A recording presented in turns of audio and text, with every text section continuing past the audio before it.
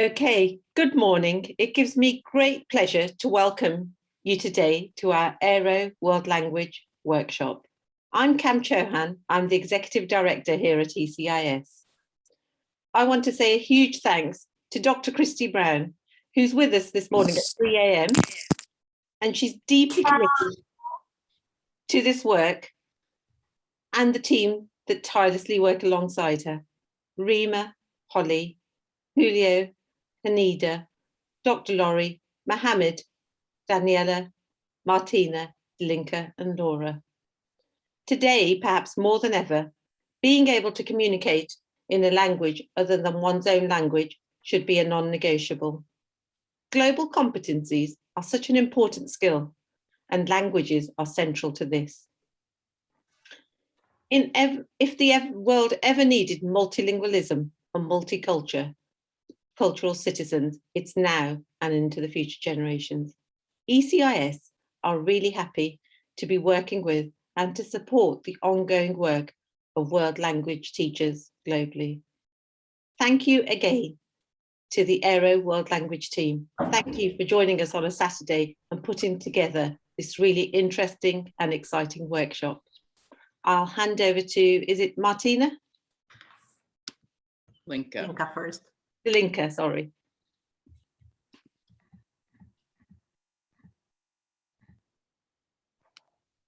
You're muted, Linka. Sorry.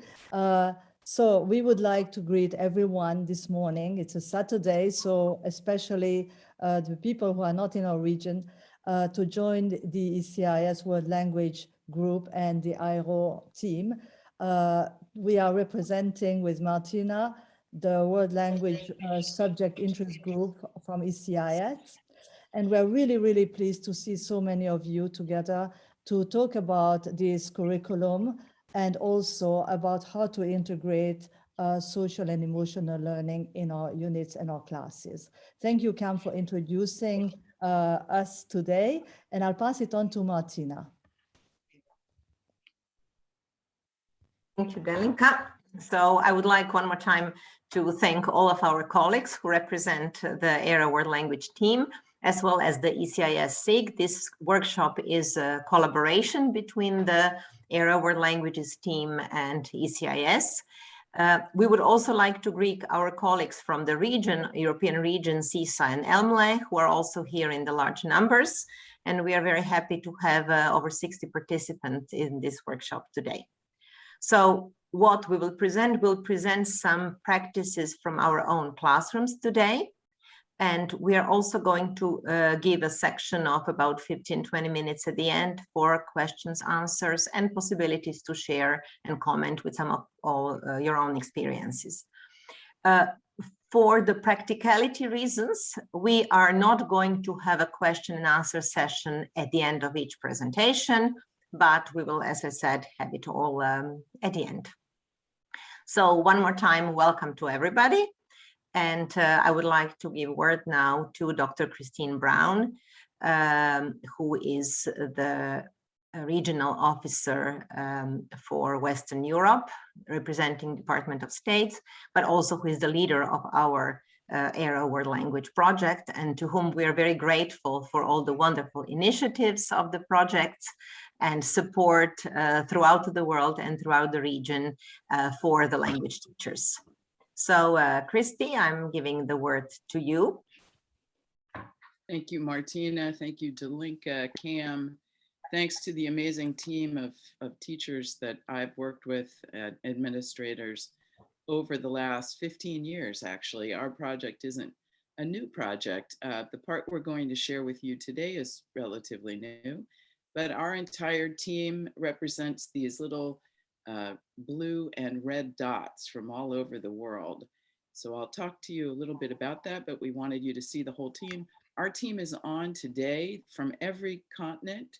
I don't feel really terrible about being up at 3, although it is the earliest. We always meet on Saturday. We usually start at 7 a.m. So I have to say we're making it just a little bit early for Lori and for me, because we're in that mid US East Coast anyway region. So these are the countries that are represented by our project right now. This is where we have world language teachers and administrators who have been in our Arrow project for 15 years. So I'm going to tell you just a little bit about our project. These are the names of all of our participants. We have a few people that aren't with us today. Two of our team leaders from 10 years ago are from South America, from Nido de Aguilas, and one from the Anglo-American School of Moscow, Nina. These are the people that have collaborated, contributed with us in various roles of leadership. Kathy Marabit, who is my partner in a lot of this work, is on today also. And Kathy was a principal, elementary principal in Rabat. But when we started our work about 15 years ago, but also a former foreign language teacher. So it was always great to have Kathy as a part of the project, and she's on today also. We always have fun, and we apologize that we aren't dressed up today. Our group, for the last 2 years, we've met on Saturdays. We've met all around the world. We've met intensively in the US too, over many, many years now. And I'm going to tell you a little bit about that project, but we always have a great time. And we do because we are multilingual, we're multicultural. Our teaching group here represents international schools all over the world. And you who are here as international school teachers know what a phenomenally brilliant group of individuals we belong to. So many people with advanced degrees, you leaders in your own countries. Our connection, because we all love languages, everything else just melts away when we get together. It's an amazing appreciation for one another.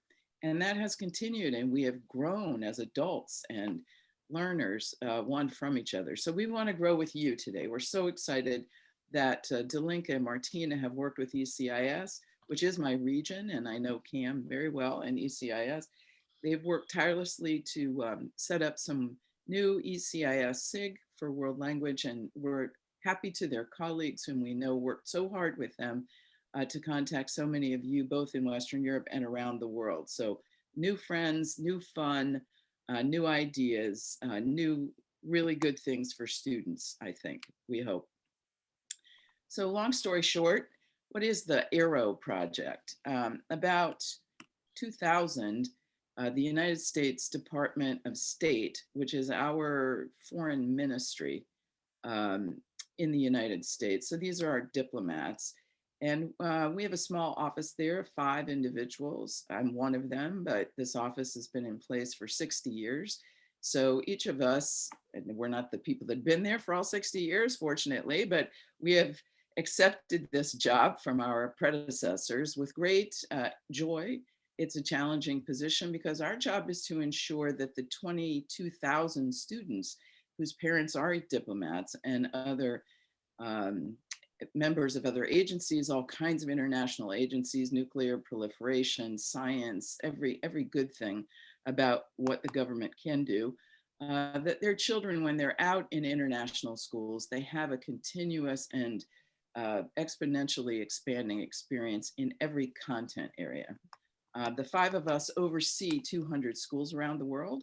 But that doesn't mean that all of the students whose parents work for the State Department attend those particular schools. In this particular project, all of us work in international education, and everyone in the group has worked in an international school around the world and continues to today. We found 20 years ago that in every content area, science, math, social studies, those were the first ones, English, language arts, that it was a discontinuous sort of experience for students. Having 22,000 students at any one point traveling all over the world, you get a picture when they have to come back to American public education because we don't pay that international tuition anymore when they go home. That, you know, in some places they've made great progress over the 4 years that they've been out, or their parents have been out, or they've gone from 3 schools every 4 years, and they have repeated low-level material in every kind of discipline. In math and science and language arts, we have many materials that emanate from the United States, But in world language, as many of you know, we have a very small field in the US. Sadly, our small group of 100,000 language teachers fights every day to have the strongest, continuous, most fantastic programs. But we have 50 states, we have hundreds of thousands of kids, and there's no guarantee that if you go from one place to the other, even in the United States, you're going to get a continuous long sequence. So in the State Department, it was decided in 2000 that we would take the US standards in all of the disciplines, English, math, science, and social studies, and bring teams of teachers from around the world together to try to internationalize those standards. No one wants to be teaching the standards from one other country, especially in world languages. That's not who we are. That's not what we believe. We believe that we need to understand the context of every one of our international schools, that we need to understand and collaborate with the people from other disciplines. And then in world language, we don't have many materials. Really, no country around the world does a great job in manufacturing materials that can be used everywhere. So in math, science, and social studies, some of you may have heard of Arrow World Languages, and they're all in the public domain. We've done a lot of work at projectarrow.org. You can go there and your colleagues can go there and look at progressions of curriculum in every one of those disciplines. But usually what happens with those disciplines is there are materials that teachers can go to where those standards are embedded, because those standards mirror things that are published in the US, or our standards in the US mirror what goes on in the UK. We have lots of similarity in world languages and in math, science, and social studies also. Those standards mirror what happens there. And there are materials that come out of the UK, or some materials that come from France that are over long sequences, and other countries that export their ideas. But in world languages, we didn't really have materials. So we generated in our small group here and worked over time a set of standards and benchmarks that we felt could be internationalized. That was the Arrow set. And then over the last 8 years, we have trained teachers around the world every summer on those standards and benchmarks, showing them how international they really are. And we've also realized that we needed to devise a full curriculum, that we didn't have the materials that could be rolled out the way those other disciplines do. So about 3 years ago, we formed from a large group of hundreds of teachers that have been trained over the last 15 years in the United States on Arrow, bringing people every summer from international schools. We formed a much smaller group within our Arrow World Language. And those are the people that you see on this call. Those are the names that you just saw. And our goal was to really create, at the end of the day, much more appreciation for world language in every international school, create a document that administrators who were not very good in some cases in foreign language themselves, or even downright hostile from time to time, so that they could see that we have a field that's organized the same way as math, science, social studies, and language arts, that it's continuous and ongoing, that it's extremely complex, and that it really has to begin in elementary school if students are going to build proficiency. Something that our colleagues around the world know. Every one of you knows that you have to study a language from the minute you're born practically to the minute you die to make progress in that. And each of us that has learned a foreign language is working on that every single day of our lives and devoted to that. But how do we go about making this curriculum that we wanted to create comprehensible? Well, there are good things and bad things about COVID. The good thing is that it gave us time on Saturdays when we were so isolated ourselves to get back together and pretend that, hey, let's take our big ideas that we have worked with and let's actually try to write those into units. So we had teams form, and you're going to hear today from members of each of those teams, form to create a K through 12 fully articulated curriculum with units of study. We now have 60 units. Those units are housed at links that we're going to share with you. They can be adapted. We want to collaborate with you. These are not things that you're going to pull off a shelf and go into class maybe tomorrow, maybe down the road. In 3 days, you probably can. And after you hear and see how much is there, you certainly can implement these at any point. But you can also customize them for your own context. you have to customize them for your own language too. And we've given some great ideas, and you're going to see some of those today, how these are customizable. Every one of us is working in some way in a district, in a school, where these kinds of units now are in play. So how did we get started really thinking about this? It's amazing progress. I came from a historic district in the US for 60 years. My school district, the only one, public school, has a K-12 foreign language program. It's why I am who I am. I spent 22 years there as foreign language supervisor, and then 8 almost as assistant superintendent over all the curriculum before I joined the State Department. And we did the same process in my school district when our standards came out in the US. We thought, how are we going to make these rational? We had to go using our 60 teachers in our school district and create special units. So in many ways, the process we used to do this work internationally, I had already lived through once in my own district over a quarter of a century. So what did we do? First, we went to students and we asked them, is there anything at this grade level that you would like to see come into the curriculum? Believe it or not, we're your teachers and we have a chance to create units that really interest you. So each person in our group went to their grade levels that they had in their international schools. And you can see across the top here, I gave 3 different examples: Tunis, Budapest, and Zagreb.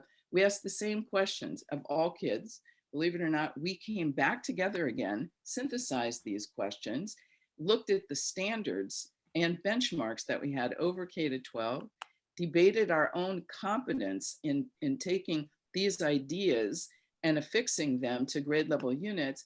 And then we showed our colleagues in other disciplines in our schools these ideas. And we said, which one of these things resonate with you at first grade, at second, at third, in world history, in 7th grade history, in science?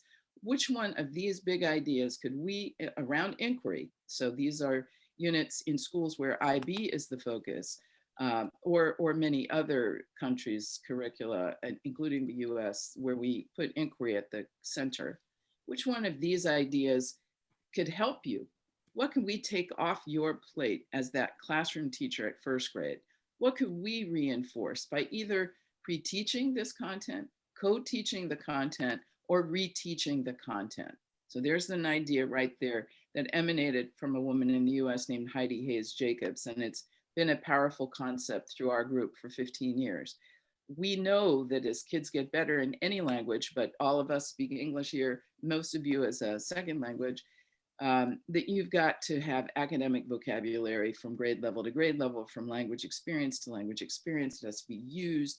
It has to be in a proficiency-oriented approach. So these are the things that we looked at when we built the model units. We also looked at some issues that were going on internationally. We looked at the PISA because we had an idea that it wasn't just communication. It was also, our standards are built around communication, culture, connections to other disciplines, comparisons to our own language and culture, and communities' use of language. So that was a very pragmatic kind of framework that came from the American standards. PISA recently in 2018 came out with a new global competence framework. We looked at that. We looked at the Common European Framework. We were very familiar with that in the US and had studied and researched that even in the 1990s as we were building our US standards. The UK was building theirs, Australia theirs, France and Italy theirs. And then of course we had language progressions and standards and assessments that came from the Common European Framework. So all of these things are embedded in the units. The new PISA was done in 2018, a test on the PISA. We did a great job. Kathy worked on this. Everybody in our group worked to embed these concepts into our units. So we came up with an organizing set of questions for every grade level, putting inquiry at the center. We believe that science does not own inquiry. We own inquiry. It's far more inherent in our discipline than in any other discipline. And so we actually came up with a set of grade level questions that cut across every grade level. And then underneath the grade level question, and that gives you that touch point back all year long to share with your colleagues, to share with their parents, to share with students. We came up with 5 units, 5 grade level grade level question and 5 unit questions that guide the inquiry. Of course, we have IB teachers working on our project. You're going to hear from them today. They understand thematic teaching. In the US, we do too. We totally moved off a skills-based concept in every discipline, and we have used thematic teaching in American public education for about 20 years now. So these are the kind of questions you're going to see if you go into these web repositories where we have our units for you, each grade level and the questions. And we took it from theory to practice. Kathy has said for a long time. We use the Understanding by Design project to create the unit. We use a grade level question, but we also keeping the end in mind, we let the assessment drive how each of these units is set up. So we kept in mind at the end of every unit, it's not open-ended. We started with what is it that a student should know and be able to do in the target language and learn, right down to the actual vocabulary that they need from unit to unit, from grade level to grade level. And we have attached lesson plans, learning goals, and of course it's all standards-based. So if you're trying to convince an American curriculum director or a British curriculum director that you have also a standards-based set of materials and units, this is it for you. This is kind of the life's work for a lot of us. We are all using these, everybody. I do, even though I'm not teaching every day, but I give these out every day to different people around the world. And I think we've shown them to students, and because these essential questions came from kids, and we saw the commonality of these kids around the world, regardless of what country they were in, they were interested in these topics across all of our schools. And so we have our units for you. You're going to hear about more of them today, embedded in Atlas Rubicon. This is an open source Atlas Rubicon, and we're going to give you the link for it. Your school does not have to have Atlas Rubicon to participate. You can just use the units right out of here. They're completely web linked. We have some search functions and some reports that can be used. Please, if you try, and we hope you do try to use some of these, keep in touch. Every one of us is open to hearing from you from our email, and we would love to see schools pilot these and see how they're doing around the world. The only thing we ask is that you just credit our project. We have a Creative Commons copyright on our project, and it's at the bottom of every page of every unit. You can use them. There's no cost involved. This is kind of our gift to our colleagues and to our profession. And you take it and use it and change it as it does work for you. Here's an example of the end of the road. I love using this one because it shows what it is a student who studied the language their whole life, what they can do at the end of that, what they can contribute to solving local and international conflicts and challenges. So when people say, well, why is the US State Department interested in this? That is the essence of diplomacy. That is the group I work for. These are the people who want to solve problems, not create them. And so anything that you can do with this today, we salute you and we want to hear from you. And it's so typical that you would all come out on a Saturday. That shows the dedication of world language teachers everywhere around the world. So this is what it looks like if you go to the Atlas page. Here is the Atlas link for you. We have many other materials at projectarrow.org. And I'm sure you do have questions, so I'm going to try to stay awake. But I'm just so excited to hear my colleagues and everything they're going to progress and tell you today. And I want to thank you so much for being with us today. I look forward to getting to know many of you. Thanks to our whole team for being on today.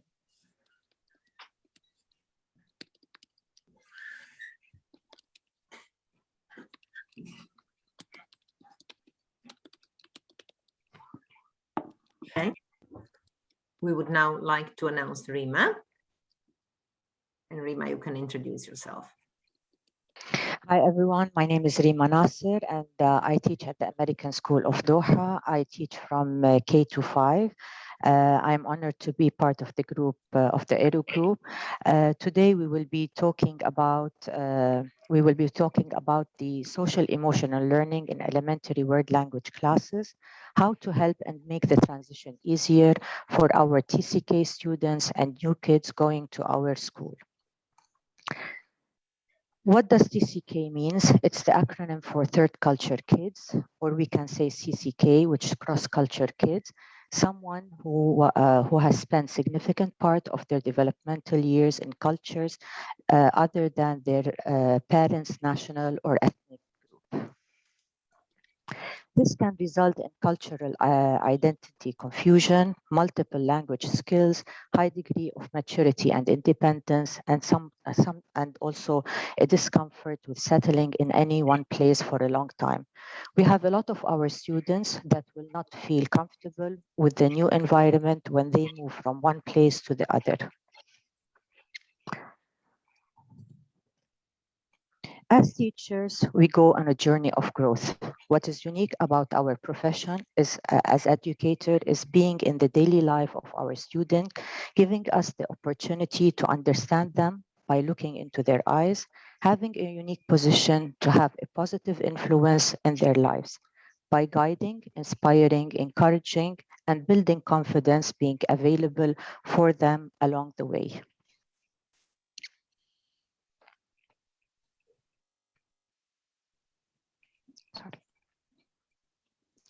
What does a student need? How kids feel? What do third culture kids and new students need? Social, emotional describes the mindset, skills, and attitudes and feelings that help students succeed in school, careers, and life at its core.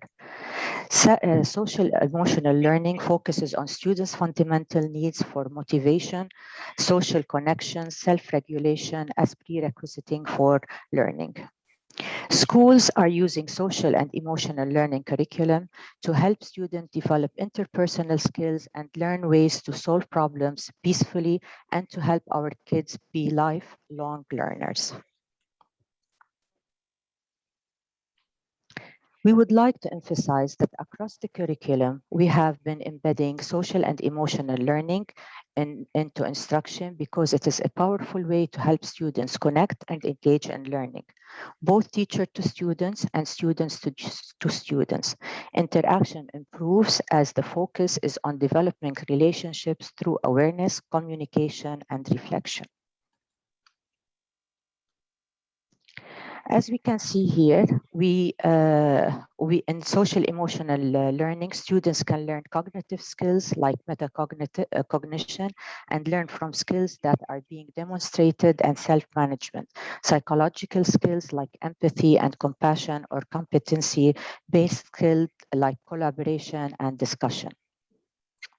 We have chosen a unit, How Do I Spend My Time in School, from the Aero curriculum. Grade level question, what makes my day the way it is? As for the unit summary, students are learning about cooperation, how to help each other, using what they have learned from social emotional learning. The student will come up with ideas and situations for how to help new students to feel welcomed in schools. They will write, create, design a story about cooperation using Jumpstart. We have worked with social studies teacher to make connection because it is a field which deals with human behavior. We have chosen a story, and this story is Sisi's new school, and also making new friends. And through this story, they talk about new students coming to school and talk about how they feel, and the students help them overcome and feel part of the group.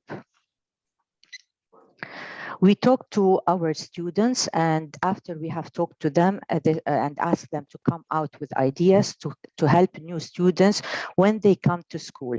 The outcome that the students thought of and came up with is related to how to be responsible and to problem solving.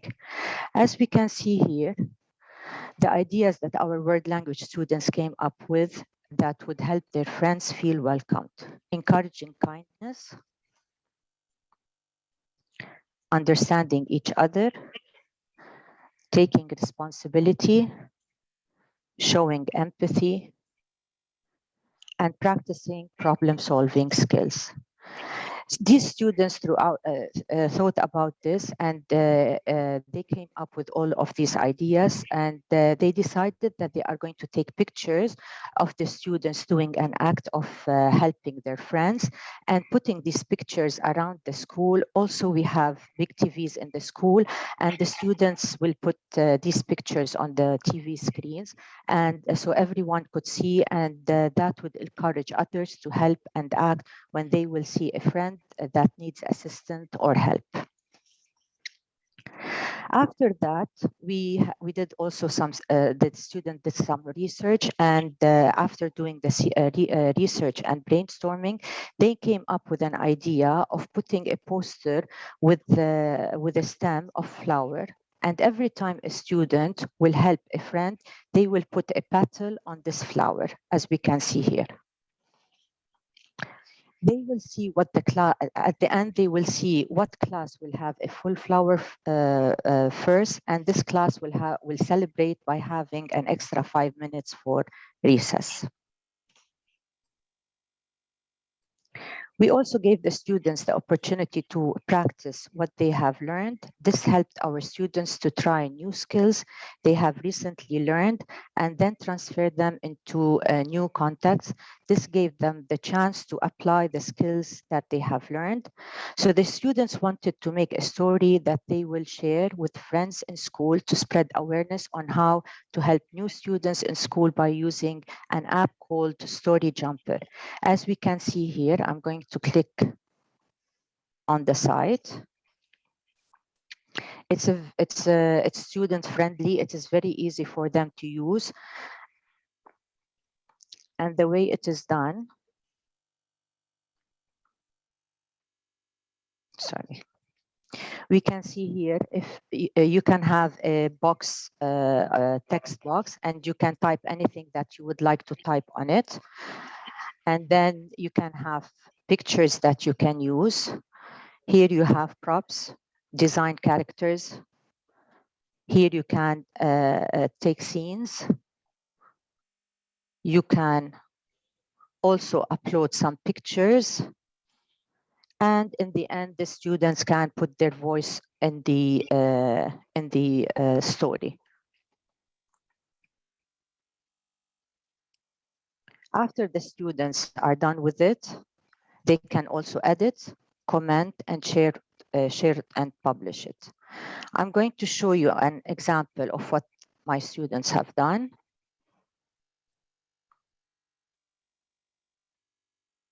And this is the outcome of their work.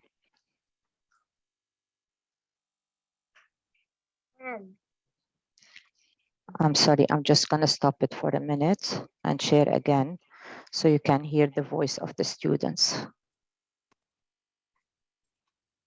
Friends. Encourage kindness. We need to be friendly and make our friends feel welcome. Feel and understand our friends. Where did they come from? What things they miss about their old school or home? What things they like about the new school? Give responsibilities. Assign a buddy to help our new friend to feel comfortable in their new surroundings. Show empathy by having lunch. Showing empathy by inviting them to play with us at recess. Practice problem-solving skills. When we see a friend sitting alone, it is important to come and talk to them and engage them to play with us or others. Being friends is all about Caring, sharing, loving, being kind.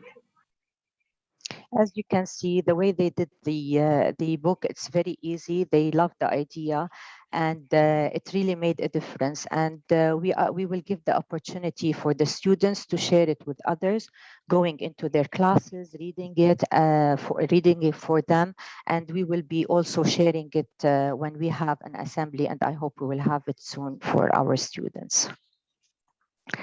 So social emotional learning is a methodology that helps students of all ages to be better comprehend their emotions, to feel those emotions fully and demonstrate empathy for others. Teachers teaching our kids empathy, kindness, problem solving, and making connection, communicating, reaching out. All of this will help them to be better global citizens and even lifelong learners. People with strong social emotional skills are better able to cope with everyday challenges and benefits academically, professionally, and socially. From effective problem solving to self-discipline, from impulse control to emotional management, and more.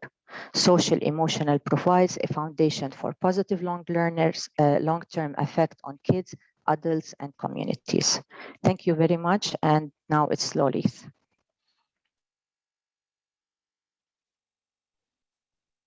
Hi, good morning, everyone. I am so thrilled to be here with you to talk with you a little bit about several of my favorite topics. I am coming to you from New York, so it is about 3:40 in the morning here, so I will try to be coherent, but we're talking about middle school kids, so if I'm not, that is very, very appropriate. I have been teaching middle school for a little over 30 years. It is by choice. It is where my heart is. I love middle school kids. And for those of you who teach middle school, I applaud you, I commend you, I commiserate with you. It is an incredible ride. And so the role of social emotional learning in teaching middle school language is such an important piece to what we do every day, whether we name it or not. So I'm going to share with you some curriculum that we've written from the Arrow project and kind of link it to where it meets the important needs of middle school kids in the social emotional learning realm. And so just to frame our discussion today, this morning, you know, our kids are normally in the middle school on quite a ride emotionally, but this year more than any, they are facing all sorts of new challenges, one of which is their teachers with, you know, if this looks like any of you in your classes, and I think it looks like all of us, you can imagine our middle schoolers' reaction to learning language in this sort of an environment this year in particular, and over the past year, year and a half. They are engaging in hopefully in-person learning, possibly hybrid learning, or maybe remote learning. Some of our kids do really well. Surprisingly, some of our kids really struggle. And then, of course, if you have read anything by linguist Stephen Krashen, one of his hypotheses is the affective filter. And essentially this means if you are tired, like I am this morning, or you haven't had enough coffee in this meeting, you might be listening, but not really listening. You might be daydreaming off to the side. Your affective filter may be way up. For our middle school kids, this is a crucial concept to be thinking about. Our kids' affective filter may be up and down several times in any given class. So how do we engage them? How do we meet them where they are? How do we connect to their own realities and the things that they're interested in? The first thing I do is I take the temperature of my students, and I would love to do that with you all right now. I use Pear Deck often. It's a wonderful add-on for Google Slides. I'm not using it now because we don't really have a lot of time to get into it, but it's a fantastic way to make your presentations interactive. So I might have a slide like this at the beginning of class and ask kids to weigh in and to circle or to put a little dot next to how they're feeling. So let's try that right now, but we'll do it in a chat storm. So since we don't have Pear Deck, another option would be for you to use your emojis. So in a second, I'm going to ask you to pop into the chat storm the emoji that represents how you're feeling. Ready? Go. Oh, you've already started. Oh, I see smiley faces. Oh, I see a fantastic emoticons. This is fancy. I love it. Lots of smiles, lots of laughter. Oh my goodness. This is why, as Christy said, I love love working with language teachers. We are a happy bunch. So thank you for that. That is wonderful. I'm really happy to see it.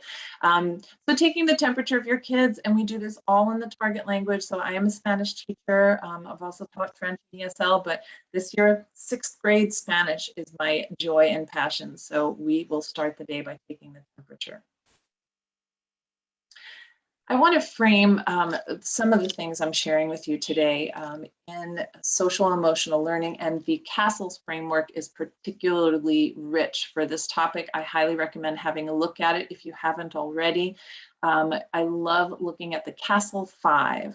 And so this is a broad interrelated areas of competence. And today I'm going to share a unit with you and connect them to these 5 areas of competence: self-awareness, self-management, responsible decision-making, relationship skills, and social awareness. So as Christy and Rima have already mentioned, we are really thrilled to be working with a group of incredible language educators from around the world to design this model curriculum. And so you see here a screenshot. I think Christy shared it as well. This is what you will see when you pop in and you start to browse the unit calendars, and you'll see that we have a K-12 batch of materials for you to look through. So the link is here. I am going to hone in for this presentation on our 7th grade unit, which I was really happy to be writing with my partners in crime, Martina Saluzzo, Mohammed El-Babli, and Hanari Daye, who are incredible educators in their own right. So we work together to design these units. This is a unit theme, as Christy mentioned, a unit theme that goes across the whole year is travel. And social emotional learning is woven throughout not just this particular unit, but throughout all of the units in the Aero curriculum. So we're going to jump into, we will unpack, because I love puns, unpack this unit a little bit. I'm going to give you a sense for what you might predict in a travel unit, some tasks that we do in the target language. And then we're going to look at some of the inquiry questions, which are really past the traditional travel unit that you might see in a world language curriculum. So we start by asking the kids, where are we going? I love to create a floor map. And if you haven't done this already, this is a nice cheap craft that you can do in any classroom anywhere around the world. Grab a shower curtain liner and some permanent markers. We project the image of the country we're traveling. It could be a city, it could be a town. This is a colleague of mine who is a Mandarin Chinese teacher, and she has projected the map of China with all of the provinces. She's not labeling those because this is going to be part of a game. You definitely need to use permanent markers because this is going to be put on the floor and used a bit like the Twister game. If you're familiar with Twister, it is a floor map and students put one hand in one place and a foot in another place. So essentially she'll be playing geography with this map. And here you can see my own students using a map of South America. Students are giving each other directions, asking them to put one foot here, perhaps on, I think he's got his left foot on Venezuela and his right foot is, I'm going to assume in southern Argentina, not sure. But this is a fantastic task. You can do a lot with floor maps. It's a really great activity or material that you can make for your own classrooms. But in terms of social emotional learning and connecting to those Castles areas, this particular task involves students in relationship skills. They need to communicate effectively, again, in the target language. They're practicing teamwork as they command each other to go to different places on the map. And they also seek and offer support and help during this type of task.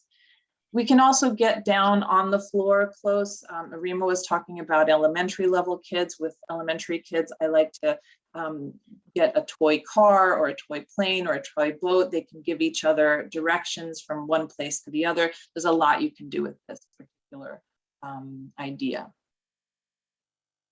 Next, we ask students to pack their suitcase. Where are we traveling to? They need to pack a suitcase. This is a great review of that vocab. We always introduce clothing vocab. This is clothing vocab in a real world context. So students will go home.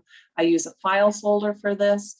The ones with the center tab, cut out a little hole. Students can go home and pack, and they of course have to research first, find out where they're going and what the weather is for that part of the world. In this case, they are traveling to Bogota, Colombia, and you can see that they need some warm clothing for that particular trip.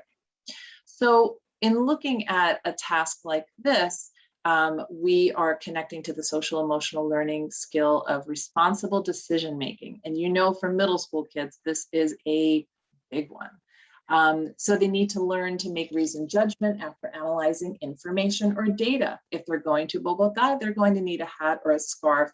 They may not need a bathing suit. They anticipate and evaluate the consequences of one's actions. This task will lead to a task the following day where they work in pairs and have an information gap activity where they ask each other what they've brought. And if they haven't brought warm clothing, then the consequences come on their trip. Next, of course, they need a passport. They're going to be filling out a passport with their own information, and that's an interpretive reading activity and a presentational writing activity. They will come into the classroom the following day with their passport and their boarding pass, and they will meet the teacher, who is now the border guard. And they have to come in, they have to interact with the border guard, and they have to show all of their documents as they would on any trip. They might have to get through security. And in fact, we have done this with by decorating the border of your door. Students will have to come through. We might have one of the students be the security agent. They ask all sorts of questions. Of course, you can interject a problem when that thing starts to beep, which is really a kid in the corner going beep, beep. They have to say why they've beeped, and they have to empty their pockets and describe what's in their pockets. And so this is a fantastic task, again, all in the target language, but it promotes self-awareness. They're going to talk about their personal and social identities through a task like this. And for those kids who don't have their passport or don't make it through security, they have to manage their emotions. They have to identify and use stress management skills. Oftentimes kids will forget their passport in their locker and they have to go back and get it because they can't come in without it. So all of these tasks, again, are connected to particular learning targets that are outlined in the Aero curriculum, and they are tied to these social emotional learning areas. This particular area of this unit I think is the best one, and really, really good for connecting to social awareness. Once students are in the class, they board the plane, which is just a set of seats that I've arranged in plane-like fashion. And you can really dive into health and wellness once they get on the plane, right? So for example, each student may come into the classroom, they get a card where they take on a role. The card will say, again, in the target language, you are a business person and you are exhausted and you're traveling to Bogota for a business meeting. The next student might get a card that says, you are a young child who hasn't eaten and you are cranky, right? And so when those two students are seated one in front of the other, you get something like possibly the picture on the top right, where one kid is kicking the seat of the kid in front and the other kid has to turn around and have a conversation, right? And so this is role play that they will be doing in the target language, in this case, Spanish. And they're going to be taking each other's perspectives. Why is one person angry? Why is the other person kicking their seat? They're going to have to demonstrate empathy and compassion. Maybe one student has a card that says they don't feel well and they're given the air sick bag. They have to act that out. So other students will need to show concern for the feelings of others. Identify diverse social norms, like kicking the back of someone's seat. And then recognizing situational demands and opportunities. So through this sort of role play, you can connect to the social emotional learning ideas and get kids interacting with them in real time. So as I said when I started, this is not your traditional travel unit, although you might think it is based on the activities that I just shared with you. But we quickly move from the traditional packing your suitcase, getting on the plane, and all of that into really deeper elements of travel, right? And so here are our unit themes and how they connect to each of these social emotional learning themes. For example, our first unit asks the question, how can we be effective and informed travelers? And this connects to self-management. How can we use technology and other tools to plan and document different aspects of a trip? And that connects to responsible decision-making, among others, by the way. All of these themes often intertwine. How can meeting new people and learning about their stories enrich our lives? In this unit, we can talk about travel that is wanted and travel that is perhaps sometimes not wanted, such as forced migration. And that connects to relationship skills. How can we travel without leaving home? Through books, films, art, virtual reality, and video games. That is really a mix of self-management and self-awareness for this particular unit. How do travel, movement, and transition influence our identity and our perspectives? And that's a social awareness theme. And how can we share a narrative about ourselves and our experiences? And that connects, again, to self-awareness. So hopefully this gives you a glimpse into middle school and what middle school, our middle school units look like. I don't have to tell you again, if you teach middle school, in the middle school, it is all social emotional learning. So if you're not connecting to these ideas, at least through activities and tasks that are engaging and connected to the target language, students' affective filter may not be as low as you hope it will be. Social emotional learning is embedded throughout our curriculum, and we hope that you find some good access points for your own teaching of middle school kids. Thank you so much for your attention this morning. I'm going to pass it on to my good friend, Mohammed El-Babli. Thank you, Lori. Thank you. Hello, everyone. Mohammed El-Babli from Cairo. I'm trying to share my screen. It's great to be with you. And Lori, you look great for 3 in the morning. I look the same at the midday. So my subject or my presentation will be today on between two cultures, or the heritage students, like how we like to call them. I would ask you in the beginning, like Lori, I want you to send me a thumb up in the chat if you experience a language at home different than the work or the workspace you have.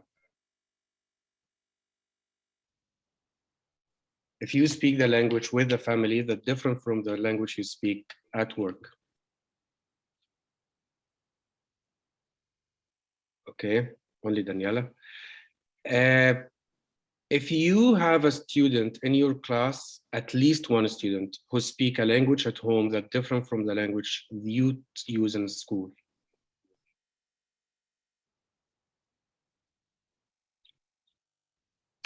We have a big number of students because we work in the international education. We live every day with those students.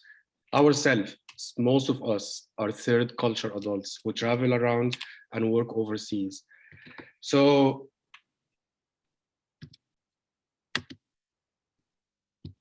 I'm trying to go next.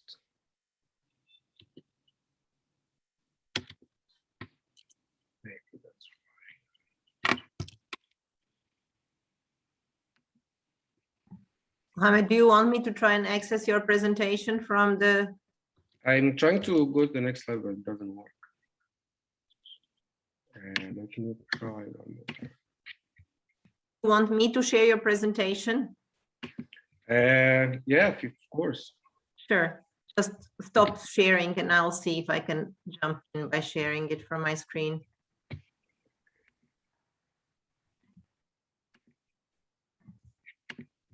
Yes, it works now.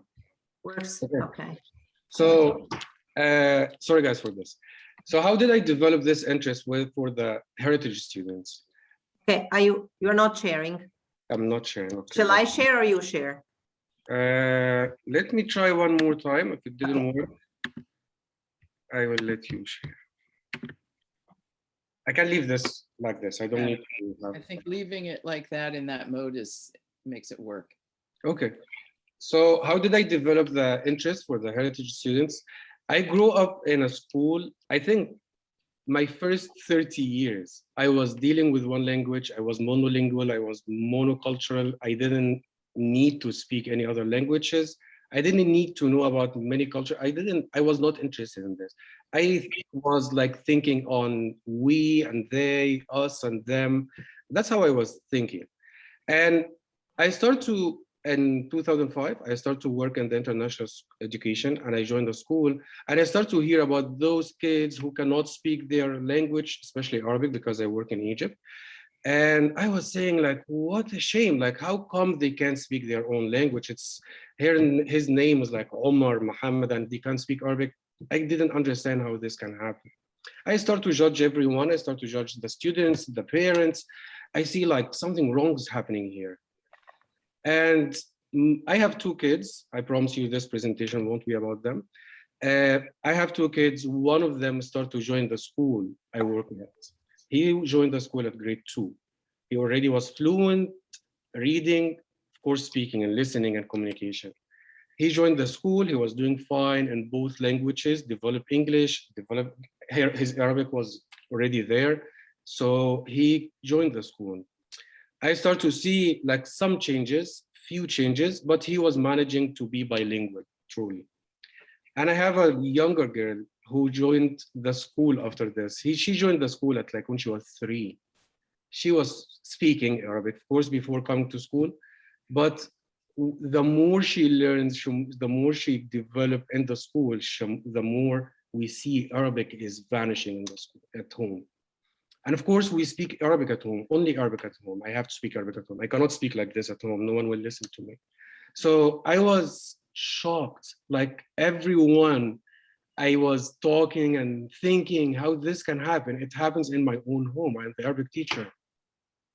So I started to think more and adapt more strategies and research and studies till I found like, actually one of the times I was talking to my daughter, like, how come you don't speak in Arabic all the time? And she said, don't you think I want to do that? But I just can't. She speaks in Arabic when she socializes with us, but when she speaks about higher topics, she has to switch to English. And after this, the more research I have, the more into this topic I became. And I more like to counsel, train, and give people advices about how we deal with those students. So let me go with, as a world language teacher, I see my students in my class, why they learn another language, and they have different reasons. Some of them, the reasons are really funny, like I just want to order my dinner. I want to ask for direction in the street. I want to talk to the sellers in the store. Maybe I will meet someone who speaks this language and we start to talk on the subway or something. Maybe they will continue with the language up to the level they can enjoy literature in the original language, or watch movies, or listen to music in that language. Of course, no one denies the cognitive benefits from learning other languages. Students sometimes don't see that. They focus more on where will we use the language. But we know that their cognitive abilities will benefit from learning those additional languages. Of course, my main goal for learning another language, that happened to me myself when I started to use more English. It started to make me more reflect and more having different perspective. I start to see what's in common between people more than what's in different between people. Of course, some students may say, like, we will study, work, and possibly live abroad, so we need those languages. Maybe we will have connections with wider range of communities. If I don't speak English, I'm sure I will lose half of my friends because they won't know me, first of all. So students learn additional languages for different reasons. But I'm not talking here about additional languages. I'm talking about the heritage language. I'm talking about how all of our students will have, they like it or not, choose or not, they have to deal with culture, conflicts, with cyber security, with climate, changed. And here I'm more interested in the culture. I will be happy if world language class can help with cyber security and climate change. I don't know how, but culture is my main focus in the world language class. And we talk about here, like you will hear me talk about a lot about identity, and identity involves, that's the definition from the CASL website, experiences, relationships, beliefs, values, and memories that make up a person's subjective sense of self. But language is not there. Yes, because language is almost the only way you can transmit and express your culture, your experiences, your relationships, your beliefs. The only way you reach out to people, listen to them. So language is in the core of all of what we talk. Language is in the core, sorry. I will start with the 3 short stories for 3 people who experienced to be like having issues with the heritage language. I start with Edward Said, who was born in a country, his elementary and middle school in Egypt. He moved when he was 15. Every summer he used to spend in Lebanon. He was born in Jerusalem. When he was 15, he moved to the US. He started learning Arabic when he was, I think when he was in his 50s, not learning speaking, but reading and writing. He traveled to Beirut, he met a professor in the AUB, and he started to learn reading and writing when he was like 50 something. That person who wrote more than 30 books, he was intellectual, he was like famous for a lot of fields of culture and language and music and more. In his last interview, he said, like, I don't know why I like only unpleasant authors and philosophers. And he said, maybe I didn't have a pleasant life. And when the interviewer asked him why, he said, I never felt like I belong to any place. Like he said, you don't feel you are a Palestinian or Egyptian or Lebanese or American. He said, no, I don't belong to any of these countries. And he said, I spent my whole life trying to affiliate with people, not affiliation. Like he's trying to find connection, make connection with people, not connecting regularly. The second story is Kobe Bryant, the famous basketball player. He grew up in Italy, as you may know. Of course, he was fluent in English. When he came back to the US and he joined the basketball teams and he started to play, he said, I was excluded from all the hangouts. No one invited me to anything. Yes, it ended up with him like practicing more and being a better basketball player. But this exclusion, why? He speaks the language, he played the same sports, he may dress up the same, look the same, and everything is fine for him. His pragmatic for the language was missing. He didn't know how to speak English in a pragmatic way like the people who live on the country. He's fluent English speaker, but he cannot use the slang. That's what he said.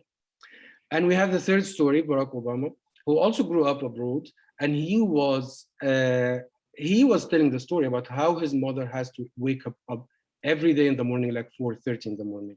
And they spend 2 hours working on English, learning the language, even if he doesn't live in the US, but he was learning the language very seriously. And of course he would grumble and say, why I need to do that? His mom would say, it's not a picnic for me either.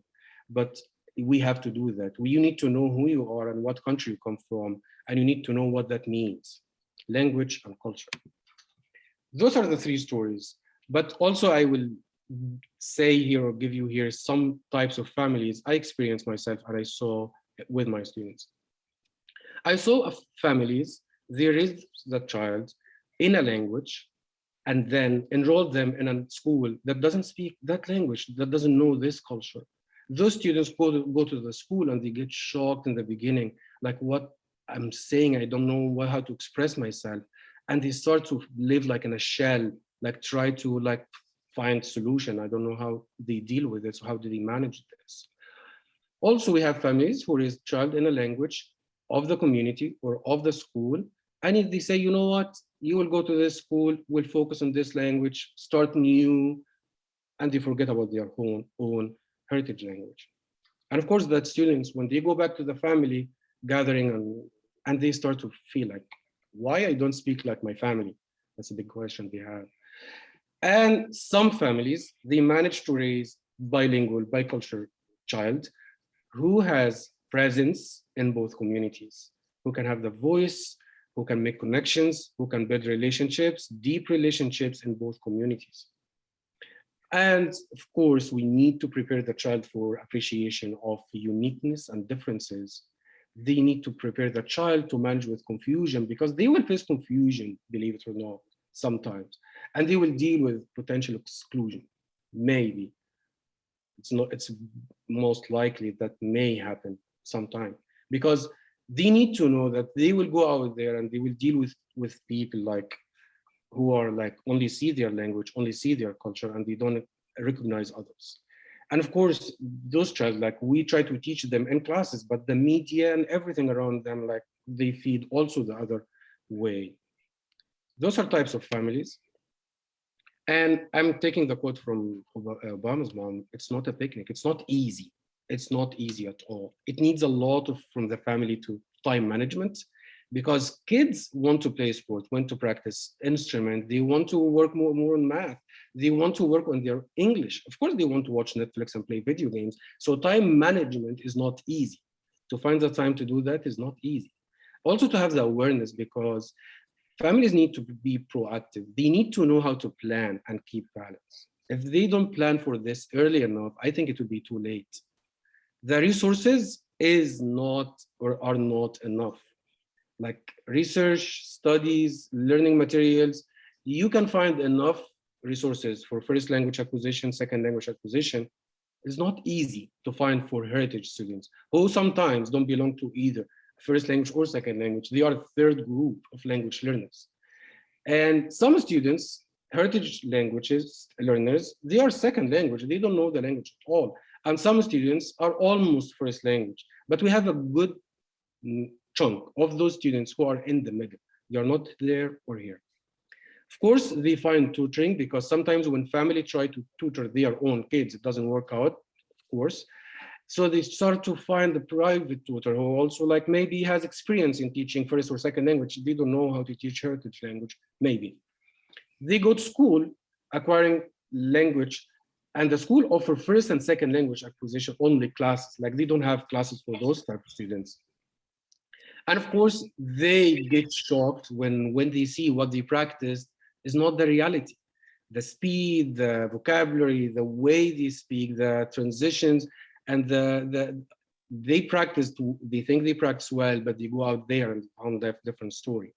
And of course, some students will have resistance, and that resistance developed because we turn them down a lot.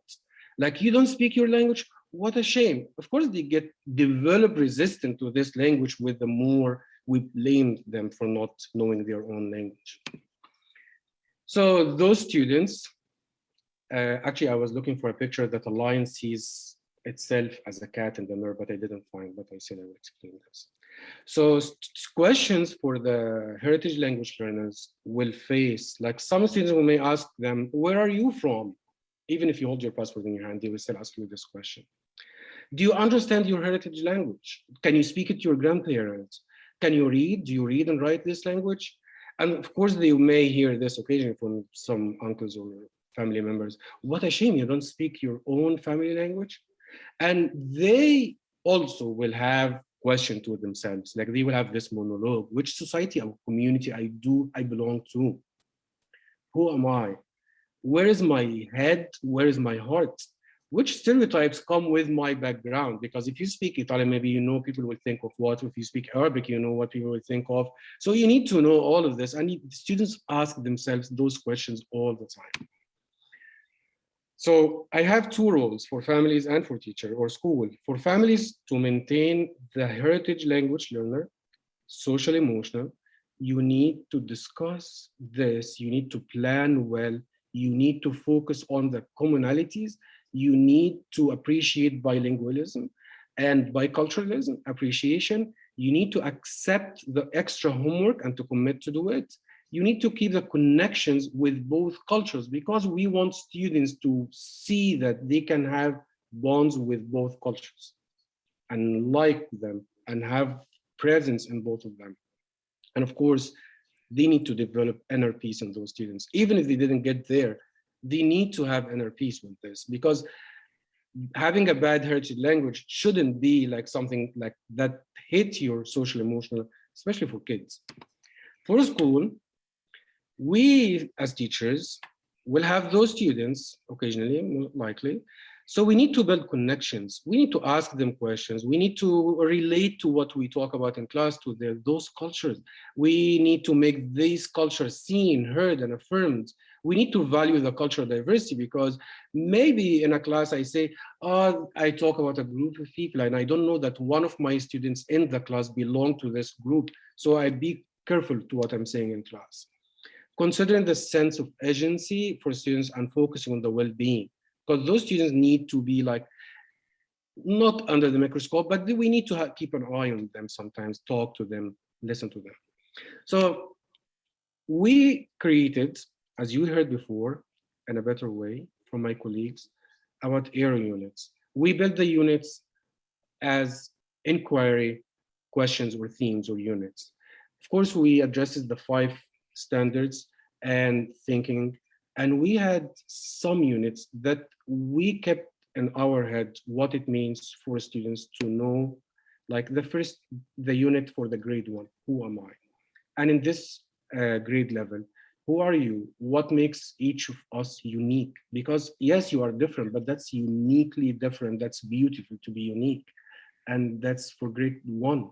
Grade 6, what shapes our identity? Students think in grade 6 and everything that can shape your identity. They think and reflect, they talk to their families, they talk to their friends, they talk to their teachers, and they develop this being a fan of who you really are. And for grade 11, how does culture influence our view of the world? It starts metacognition, like think on their own thinking. How can intellectual understanding and engagement contribute to our personal and global well-being? So the units, I don't need to say anymore, but the units address those themes strongly. I will leave you with a question to ask, not a question, sorry. I will ask you for one thing. Just walk on those students' shoes. Think how they feel. Try to put yourself in their spot and think about that and imagine how those kids feel. Thank you for your listening. And now we have Martina next.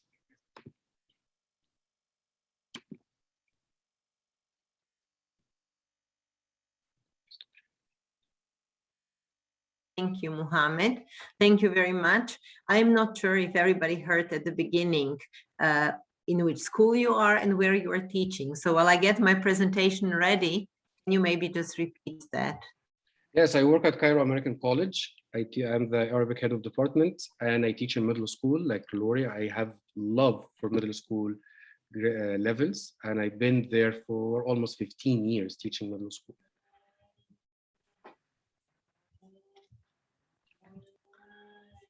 Okay, now I will see if I can put my presentation in the presentation mode. Okay, can you all see my screen? Yes. Okay, so thank you very much, Mohammed, Lori, Rima, Christy, everybody before. So we are now switching to the context of the high school. And I will not repeat some of the things you mentioned, even though we will refer somewhat to them in our presentation as well. So I would like to greet everybody on behalf of Daniela Peric and myself.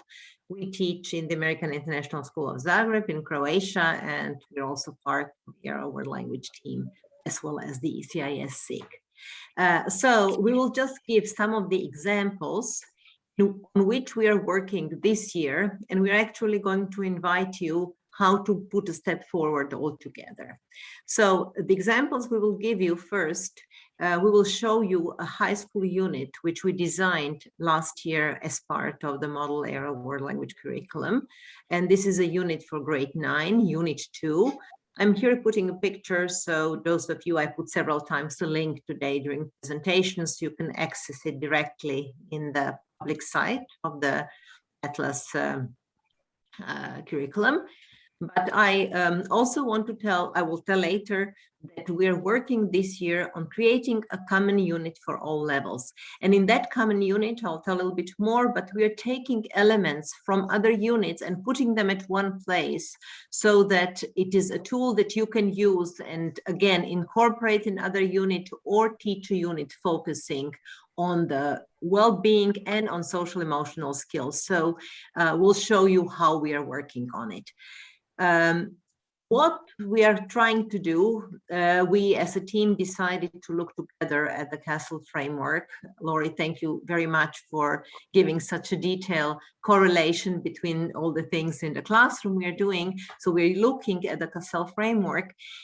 We especially wanted to focus in creating the units for high school on this aspect of the social emotional learning, on develop healthy identities, how to identify and manage own emotions, because this is something important for middle school, but especially important at the beginning of high schools. Also how to develop deeper empathy for others and maintain supportive relationship.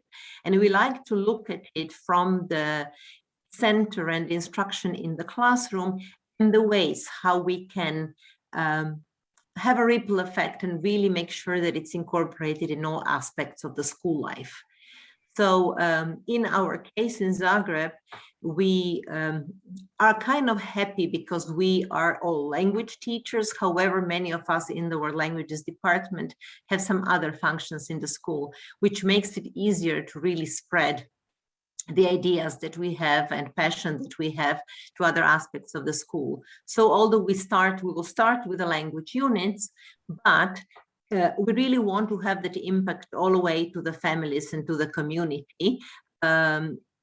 Daniela is a CAS coordinator for our school, so we have it's easy to create direct correlations, and whatever is done with students in the service learning and in the CAS, very often we touch and incorporate it in things that we do in language classes. I'm also, besides teaching world languages, also coordinator for the home language. So everything that Mohammed mentioned, in our school, we're also working on this strong emotional relation to all the students in the school and their own home languages. So really, we want to show the way in which the world language teachers and world language departments can take lead in some initiatives in the school. So here I put create a ripple effect. That's what really we'd like to do. There are many initiatives that exist in our school that are related directly to the social emotional aspects of the learning. But what we also want to do this year is put them at one place and see, are there any gaps compared to the CASEL framework are missing in the school. So we are, on behalf of the language department, doing this diagnostic, where are the places in the school that we can fill in, okay? So I will give now the word to Daniela. Daniela will first talk about the unit that we already created, taught, and that is accessible on the Atlas Rubicon. Thank you, Martina. Thank you. I would just like to introduce myself. My name is Daniela, and I teach German in English, but my mother tongue is Croatian. So Mohammed, I have experienced everything that you were talking about. So as Martina already mentioned, I will talk about Unit 2 in grade 9, which is a unit on well-being, and it was created and piloted last year. So on the slide, you can see the unit question on the top, which says, how do I take care of myself and my well-being? And in the Aero curriculum, as Christy has already mentioned, every grade level has an overarching theme, or as we call it, a grade level question. And the grade level question for grade 9 is, how can we develop while caring about ourselves and our communities? So as the question itself already kind of shows or says, SEL is incorporated in all units of grade 9. So it is all about self-awareness, social awareness, and responsibility. And SEL is not only incorporated into grade 9 units, but also, as Rima and Lori already showed and mentioned in their presentations, SEL is really woven through the whole Aero curriculum. And the enduring understanding of this unit, so the main or big idea we want our students to walk away with, is that having a balanced life can benefit our health, our social skills, and also increase our well-being. Today, Martina, could you please go to the next slide? Thank you. Today, I'm not going to present the whole unit, but I will only present elements which Martina and I took in order to create a separate unit. So elements that will have a more detailed focus on social emotional learning. On the slide, you can see the objectives for the whole unit. One of the objectives is that the students will be able to talk about a healthy and unhealthy lifestyle. So the students, they had to make notes and reflect on their own lifestyle, and they had to make decisions on whether the things they were doing were influencing their health either in a good or in a bad way. And the students also learned to give advice on how to reduce stress. But before we learned how to give advice, the students had to brainstorm ideas and make a mind map about things that cause us stress and talk about how they feel in those situations. Another objective was to understand the connection between movement and mental health. So we discussed questions in class such as what happens in our body when we're physically active, or how does physical activity influence our mental health? Two other things the student learned, or two objectives that we covered in class, which we did not incorporate in the new SEL unit, were that students learned how to give advice on healthy and unhealthy food, and they also compared eating habits from the target culture with their own. Martina, can you please go to the next one? In order to achieve all the objectives that I mentioned above and the benchmark, we had to focus on different things throughout the unit. And while we were focusing on the content, the self and social awareness, we read a variety of authentic texts, so from written, audio, and visual.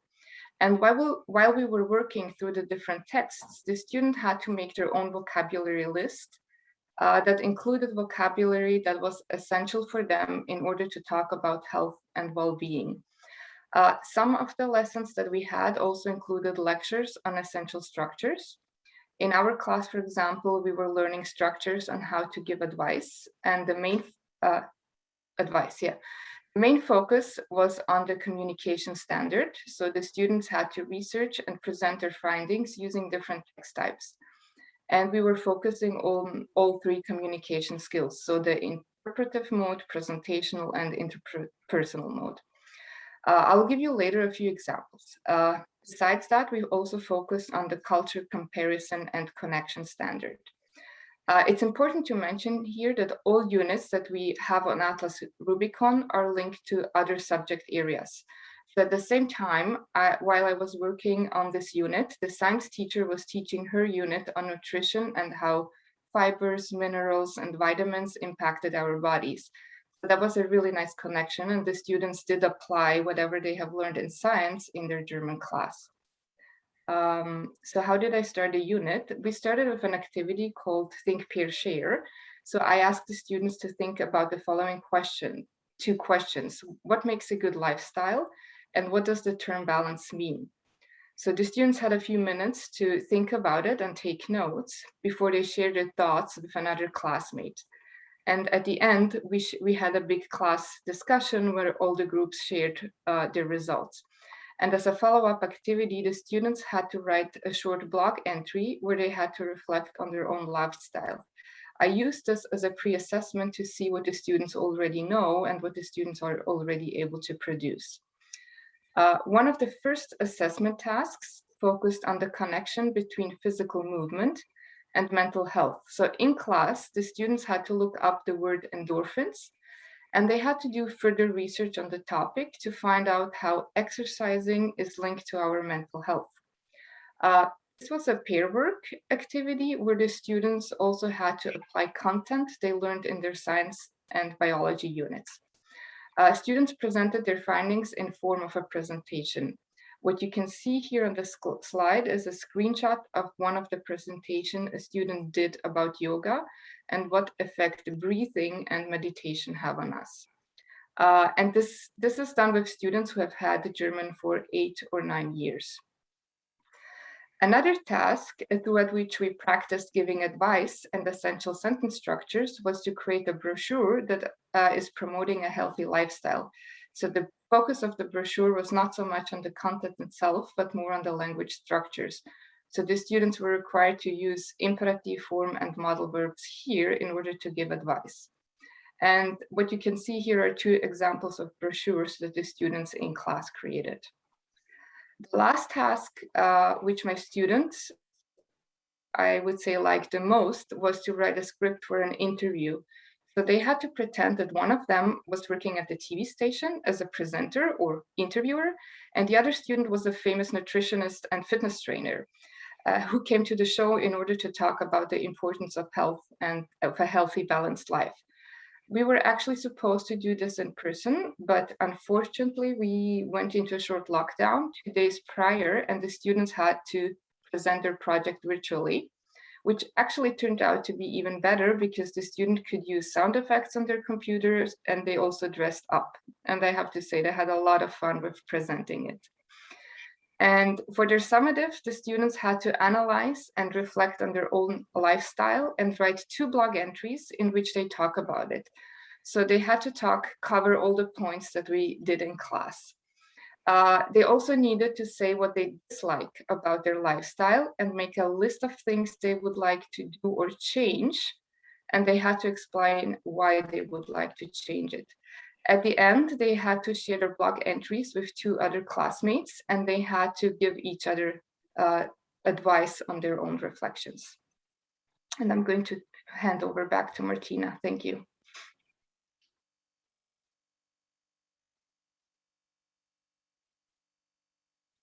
Sorry, I have somebody mowing the lawn next door, so I'm sorry for the background noise.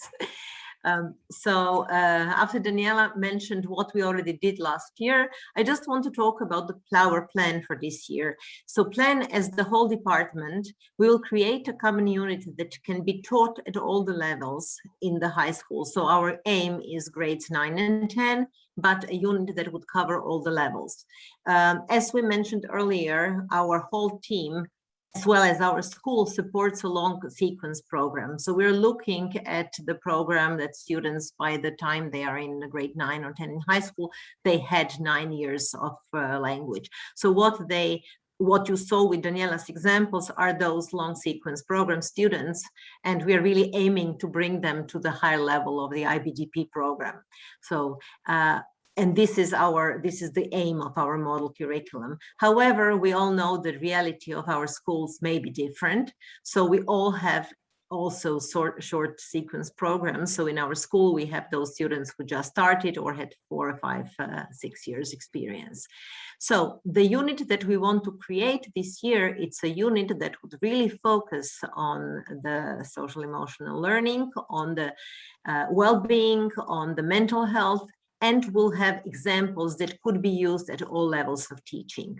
Our department has a practice to do 1 common unit every year, and this is something that we use to showcase the work of world languages in the community. So with that common unit, usually we have some sort of a sharing fair. A picture that you can see on the right side is before COVID, obviously, but this is how we always do it. We have students presenting, and we really want to show to parents, but also to our administrators, what it means showing and talking about the same theme at different levels. What students who are novice can do, what students who are intermediate, lower intermediate, upper intermediate, advanced level, what is the difference in levels, and why it is really important if you want to have deep levels of proficiency to start with languages in elementary. So again, our common unit this year will be focusing on this, as I said, SEL and well-being. Hold on a second. Okay, so I will just right now show some elements and some activities that will be there. So at a very low level, we can just start with how do you feel? How do you feel when something happens? And we can play with emotions. So students who are novice, they can start with just identifying emotions. And when I taught this, I actually started teaching this unit now as a trial unit. It's amazing that even in English and their own languages, they have a hard time identifying emotions. So we give them prompts so they can have a range of vocabulary in native language, in English, and in the world language they're learning, how to even talk about it. And then we looked at situations that could cause stress for them, that could cause different sort of disasters.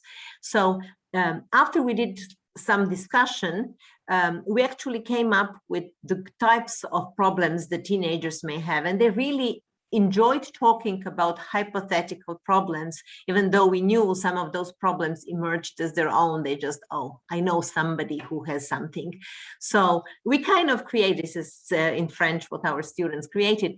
So I asked them to categorize the problems, and this is the categories to which they came. What are the problems teenagers may have with friends, with parents being I'm starting to speak French, sorry, too strict or too demanding, problems with school, what are those problems with school, problems with their own health, mental and physical, physical problems from being hearing impaired or being clumsy. They also said it's a physical problem. Problem of love, this was a big section, lots of them have love problems in grades 9 and 10. Problems of personality, when there are perfectionists or they are too shy or they want to be funny and they are not. So just by talking and bringing this out, it's really something that works well for their entire well-being.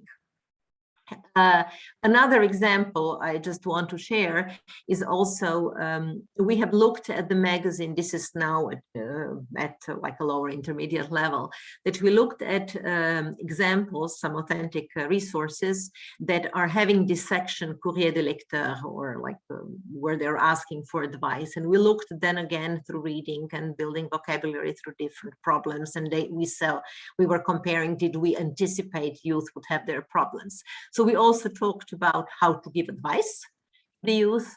Then they had to write their own examples of the problems they have, or some hypothetical teenager has. We had lots of those hypothetical teenage problems. And then they had to respond to each other's. And here I want to also mention the application I used for USO that allows you to make students work anonymous. So they could post their problem and they could respond to each other without really knowing whose it is. I, as a teacher, see it, but they don't.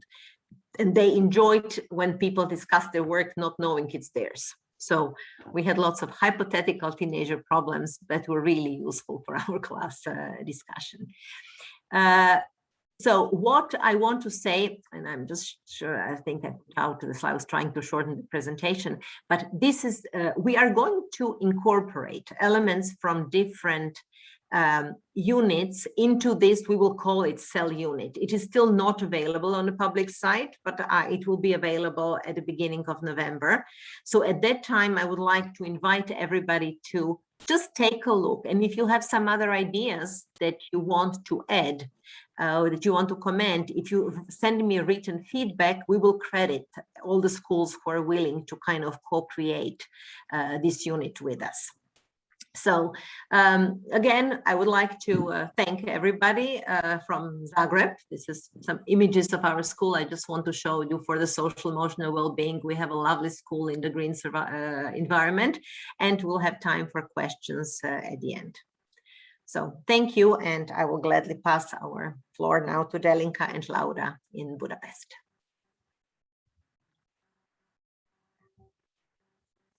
Screen. Yes, let's hope that we can use the present mode from Budapest. Yes. Good morning, everyone. Okay. Yes, from Budapest, here we are, and I'm Delinka Fabini. I teach French, And I'm Laura Vash, teacher of social studies and former teacher of world languages. So today we want to really talk to you about social emotional learning in experiential learning in our language classes, as well as about historical perspectives and collaboration between social studies and world languages. So today we chose to concentrate on one grade, grade 12. And the grade 12 question actually was initiated by students' interests. All the IRO questions that you will find for grade level were actually initiated from our students. The grade 12 question is, how can intercultural understanding and engagement contribute to our personal, local, and global well-being? This unit that we are going to focus on today is about the different perspectives that contribute to sustainable and balanced personal and global solutions. You are going to hear about the topic of migration. It's a really current topic, and integrating experiential learning and also the historical perspectives will definitely contribute to our students' well-being. And we are going to try to explain how we think that this can also come through the social and emotional learning and their social awareness. Here I also looked, just like Laurie and Martina, at the castle ideas, and the focus is on social awareness. So what is social awareness in this respect? It is the abilities to understand the perspectives of and empathize with others, including those from diverse backgrounds, cultures, and contexts. This includes the capacities to feel compassion for others, understand broader historical and social norms for behavior in different settings, and recognize family, school, and community resources and supports. So we are really here in the center of what learning languages and being able to really breathe in connections, for instance, with history is possible. So the perspectives, recognizing strengths in others, because when we talk maybe about migration, we think about actually people less than we ourselves. The empathy and compassion, the gratitude. Very often we forget about how grateful we have to be for what we have, the diverse social norms and the systems that influence our behaviors. So,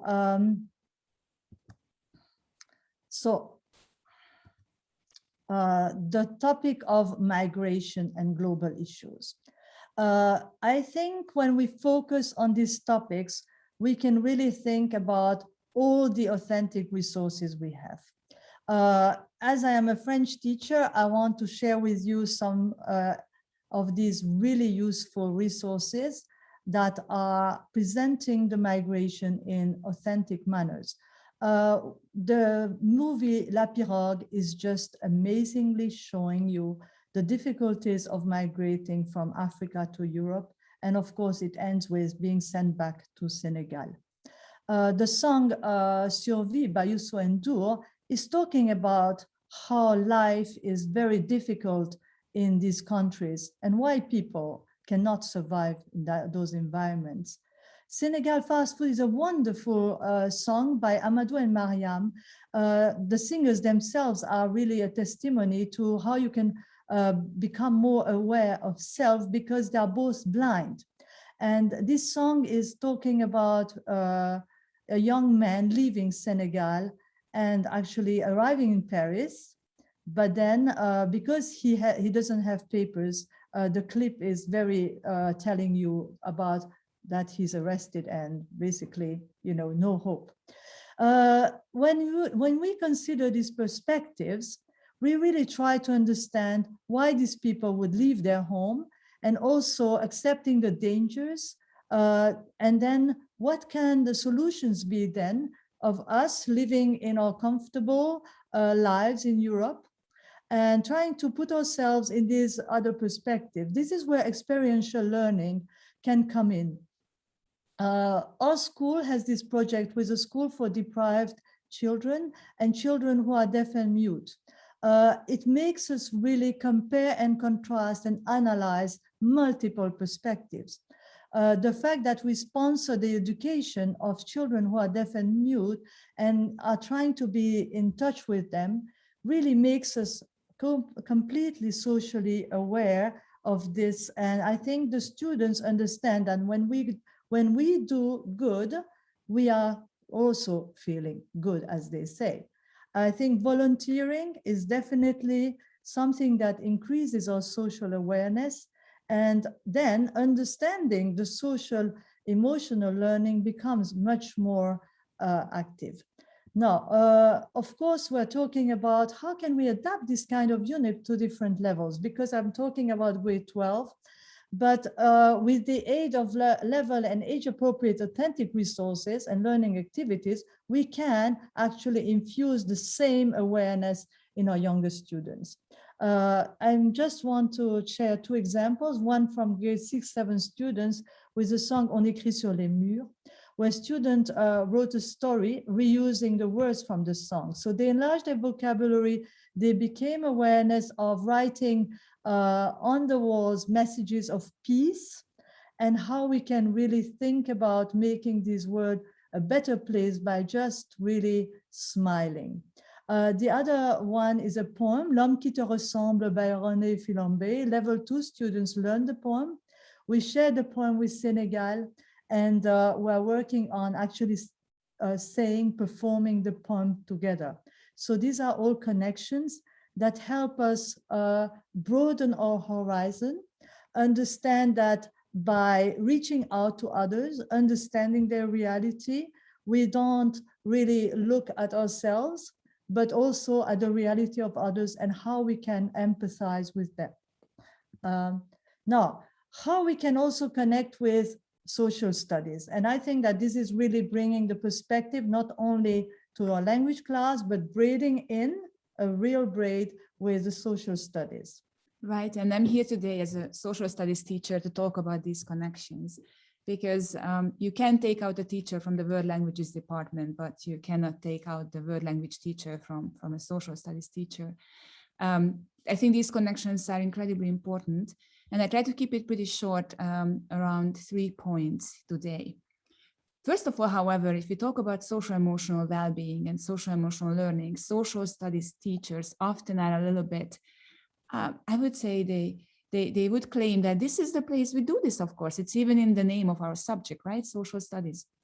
It's important, however, to realize that working together with another department and creating interdisciplinary bonds, units, and experiences for students is going to allow us to get much deeper and much further. We can do a lot, social studies teachers, in isolation, and it feels very efficient often. But to reach a really meaningful goal, it has to be collaboration. I see 3 important ways how this can happen. Number 1, first of all, world language skills enrich the social studies experience. To keep it short, there are so many resources that are only available in certain languages. If students can access those, let's say when I was teaching grade 7, 6 back in middle school, and then watched a wonderful German feature film, Max Minsky und Ich, about a journey of a girl who is being brought up in a Jewish Protestant household, experiencing 2 religions. That was an incredibly enriching perspective to the word religion unit that was taking place in the 7th grade unit. And that experience was only accessible in German. So I think it's very important to point out that certain perspectives will not be available to social studies learners if they don't speak another language. The second way to do that is that the world language concepts, they do enrich the social studies experience, but Darinka just so beautifully described about migration and all the concepts around it, displacement, identity crisis, generational issues, and so on. These are general collective human experiences that can appear in any cases, any regions, any cultures, and these are transferable skills, thoughts that can appear in the social studies classroom as well. Finally, I believe that the social studies curriculum can be a gift to the world language experience as well, because we talk about the topics, and then if we cross-reference them and if we can time them really well, then imagine when your students in the world language classroom access a new topic for the first time, there's an incredible cognitive overload with vocabulary and so on. If they experience those ideas in another setting already, that can ease that cognitive overload. And to sum it up together, if students can be successful in both classrooms, that feeling of success is definitely going to provide them with well-being and social emotional learning. Here are just a few examples, and then I would like to share the first one. A concrete one. One of my students was writing a big essay about the female experience in Weimar, Germany, and here's her quote saying that deutschsprachige Quellen haben es ermöglicht, mehrere Perspektiven in Betracht zu ziehen und miteinander zu vergleichen, saying that she was really was able to come to a much richer conclusion, a better understanding of the topic by being able to incorporate perspectives in another language. I have two quotes from my students. The first one is a Spanish mother tongue French French learner who is also studying history. And she said, les relations symbiotiques entre les langues et l'histoire m'aident à saisir des concepts clés tels que la continuité et la perspective. Des thèmes tels que celui sur l'immigration se connectent directement avec mon cours d'histoire à travers des notions telles que la politique identitaire. The student really understood that connecting the two subjects will definitely help her understand the whole concepts much better, much deeper. The last example we have is a quote from a student who is Hungarian mother tongue, studies French, and this is what he said. Des sources en hongrois et en français à propos du traité de Trianon m'ont permis de présenter différentes perspectives et de comparer ces perspectives dans ma classe d'histoire. So Trianon in French perspective and Hungarian perspective is absolutely different. And the student said that this really opened up his mind to understand that we can always look at different perspectives. This made the students way more aware of self as well. And I think this opens up a whole bunch of discussions, of understanding and perspectives. It's wonderful that we share these students. So it was just from the teacher's perspective to talk about these experiences, amazing. To sum it up, we have three pieces of take-home messages for you. And for the first one, it seems from the presentations today that understanding broader historical and social norms for behavior in different settings is a common goal for all of us. And this is a goal for social studies as well. Therefore, by creating meaningful connections in the curriculum among subjects, and in this case, being aware of the world language concepts and goals in the social studies classroom and the other way around, can enhance the students' social emotional learning and well-being. The Aero unit questions, they do enrich a range of disciplines. I often use them, refer to them, incorporate into my units in the social studies classroom, and they very consistently address the social emotional learning of students as well. By providing students with these engaging connections, we can enhance their learning in a range of ways, including their social emotional learning. So I will just end with what I think is most important in our own life and in the life of international schools, and maybe in the whole world. Languages and intercultural understanding are essential when our vision is to graduate emotionally and socially aware, knowledgeable and thoughtful global citizens who can express empathy and readiness to find solutions. So we thank you for your attention, and this is all gratitude actually to you to be with us on a Saturday morning. This is our school. We are very grateful for the support of our school, for the support of IRO, for this whole project of being able to work together with wonderful colleagues from all around the world, being supported by the State Department, by IRO, by ECIS, by CISA, by ELMLE, and to really form a big family of international teachers. I think when we look at our surroundings, we can also be grateful for what we have. And then if you have any questions at this point, you know, this is the time. We still have a few minutes for that. I know we had a little bit of overlap here, but you have all our emails and you can contact us directly, any of us. And really, I'm going to stop sharing, and I think we can then, if you have any questions or comments, this is really the time. And okay. Thank you for your attention. Thanks a lot for being here on a Saturday, and thank you ECIS for sponsoring today's event. And I can just see that Martina posted that you can share your questions in the chat, and then we will take our, we'll do our best to answer them in a timely fashion.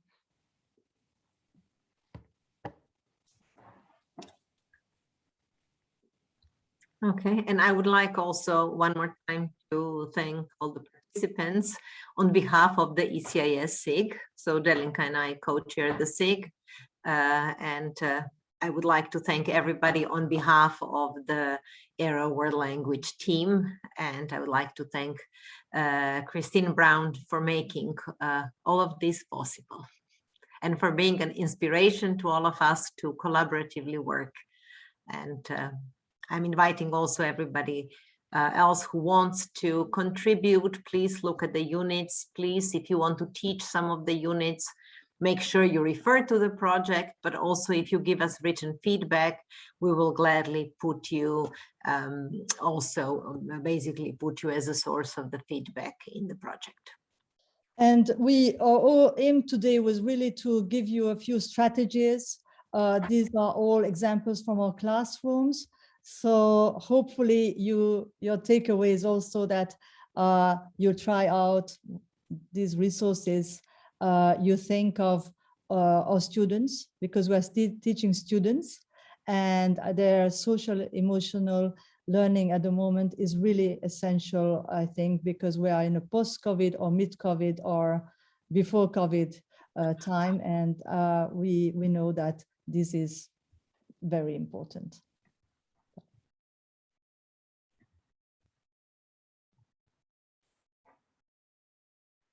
Also just noticed that Lori posted this very valuable link of the resources about the language units. I would encourage everyone to take a look. As a teacher of not world languages, as you heard, you can find a lot of great ideas for your classroom as well, and very much encourage you to collaborate with the world language department.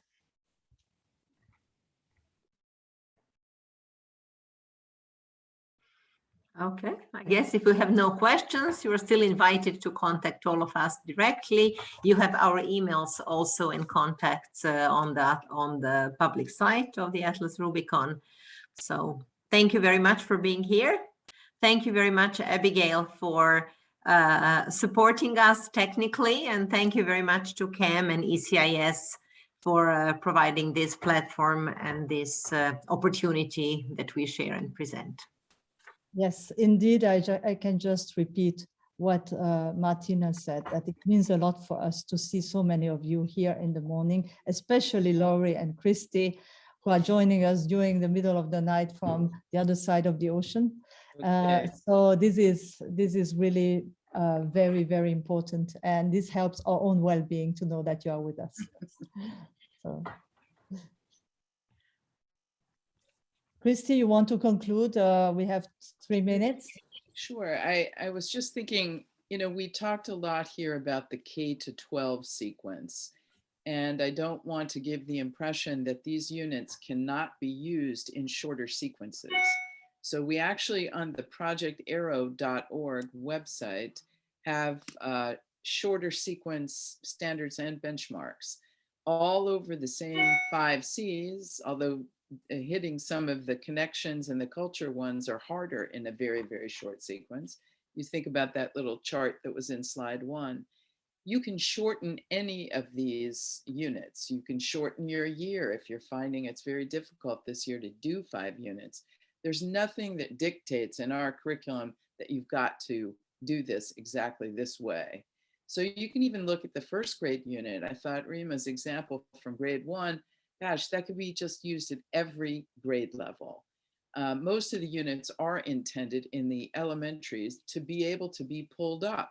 So if you have shorter sequences beginning in 6th grade or 8th grade even, or this is the 3rd language that a student is learning, in addition to their heritage language, These are just timeless themes, and you can see what an amazing group of philosophers we have. It's teacher practice, it's praxis and pragmatics, but boy, it's a group of people who understand children and the value of learning a language within the total school curriculum. So I hope you can go back now armed with the tools to share with your administrators that these kinds of things are happening and they're in the public domain for you to use. So it's great to be with you even in the middle of the night.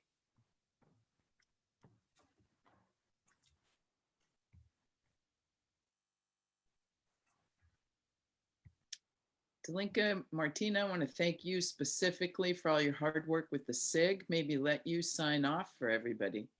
Yeah, I think Abigail has to sign us off. I'm trying to. Yeah, thank you, Abigail, also for being here so early from London. So. No worries. Happy Sarah's on too. Sarah Kupke, who's just joined ECIS, has left some wonderful comments here. So we're excited to have you in our meeting all day, Sarah. Thanks so much for being here.